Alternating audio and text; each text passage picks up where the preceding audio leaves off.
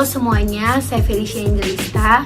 Dengan segala kerendahan hati, saya memohon maaf kepada semua pihak apabila ada kata, perbuatan, maupun sikap saya yang kurang berkenan. Saya tidak ada niatan untuk memberikan contoh yang tidak baik.